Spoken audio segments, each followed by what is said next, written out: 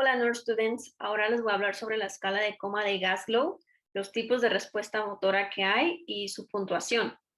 Pero antes de irnos como tal a la escala, me encantaría que veamos primero la definición.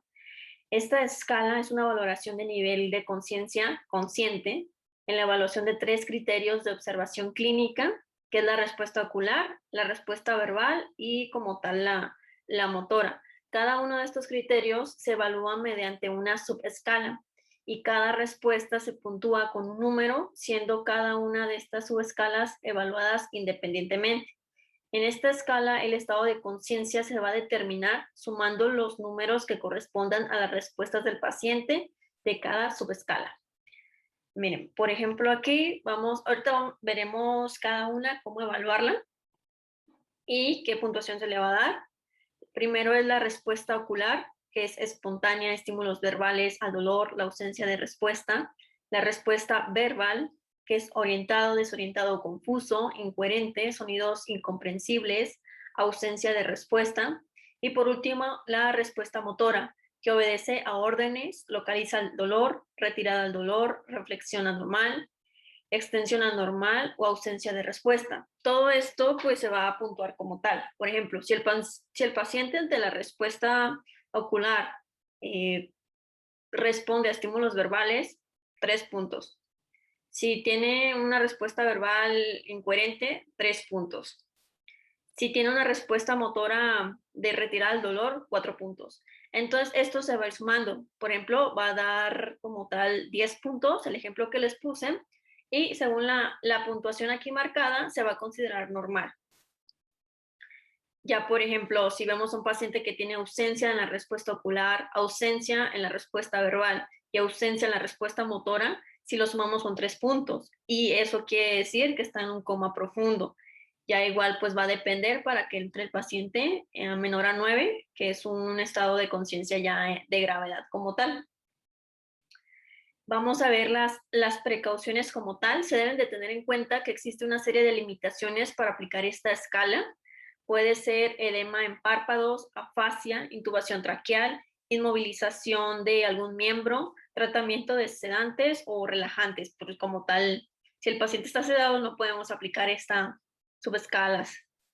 Y también la preparación del paciente, se va a comprobar la identidad del paciente, como siempre, mantener un ambiente tranquilo, evitando interrupciones y requerir la atención como tal del paciente para llevar una evaluación certera.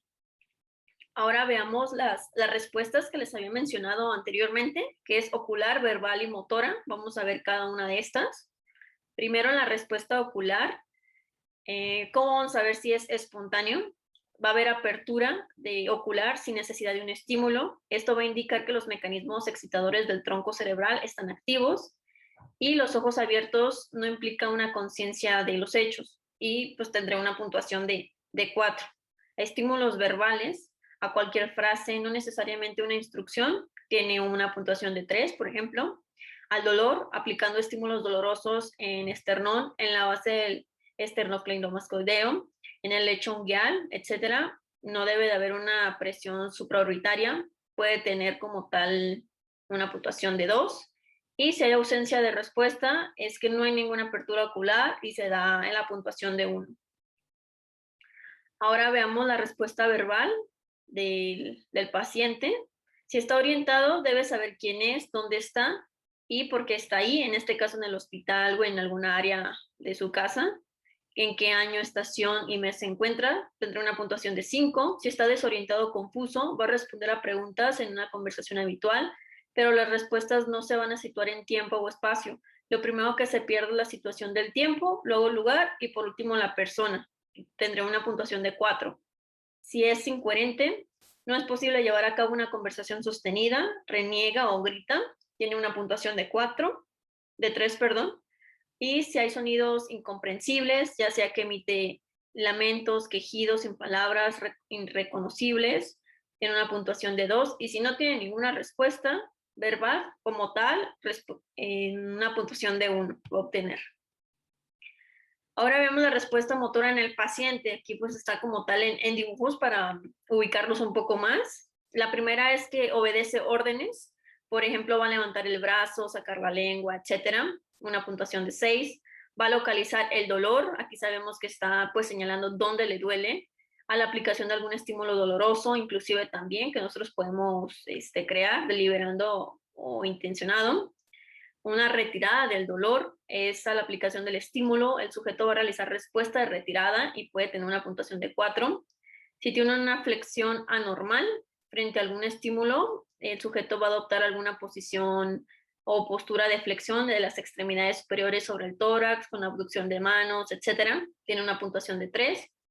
Y la extensión anormal ante un estímulo del sujeto va a adoptar una postura extensora de las extremidades superiores e inferiores, existiendo una rotación a lo mejor interna del brazo o pronación del antebrazo, teniendo una puntuación del 2.